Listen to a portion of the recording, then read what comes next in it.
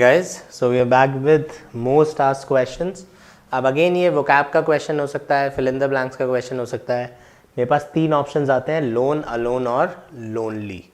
ठीक है, तो लोन, अलोन और लोनली में क्या डिफरेंस है? अब इसमें एडजेक्टिव एडवर्ब का डिफरेंस नहीं है, इसमें मीनिंग का ही डिफरेंस है.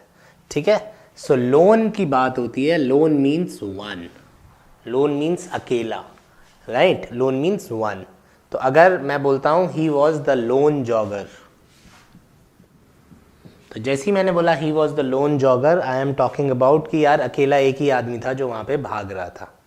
ठीक है, सो लोन मीन्स केवल एक ही बच्चा आया था और एक ही स्टूडेंट आया था, तो वन की तरह से आप इसको देख सकते हैं. Only one jogger, there was only one jogger, तो देयर वॉज ओनली वन की जगह मैं क्या लिख सकता हूँ? लोन लिख सकता हूँ. तो लोन का मतलब हो गया एक. अलोन और लोनली की जब मैं बात करता हूँ तो अलोन का मतलब होता है अकेला एंड लोनली का मतलब भी होता है अकेला. But the difference is alone में वो दुखी नहीं है, लोनली में वो दुखी है.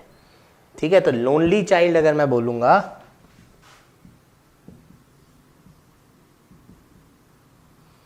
तो इसके दो मीनिंग्स हो गए. लोनली चाइल्ड के दो मीनिंग्स हो गए, अलोन एंड अनहैप्पी, अगर मैं अलोन के साथ समझना चाहूं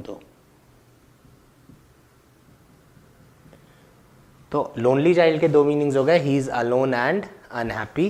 व्हेयरएज अलोन का मीनिंग केवल एक है कि वो अकेला है.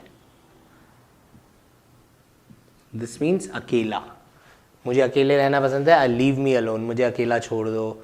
आई लव टू लिव अलोन, मुझे अकेला रहना पसंद है, एंड सो ऑन. सो ये जो वर्ड्स हैं गाइज, ये फिल इन द ब्लैंक्स में आएंगे आपको.